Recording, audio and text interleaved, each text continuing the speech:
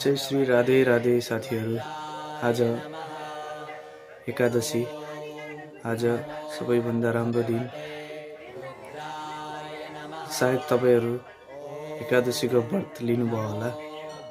सबैलाई ओम नमो भगवते वासुदेवाय नमः भन्न चाहन्छु। हाम्रो वासुदेव कृष्ण, उहाँको आज पूजा गर्ने दिन, आज व्रत बस्ने दिन हो। आजको दिन राम्रो रहेको छ। आज सबैले एकादशीमा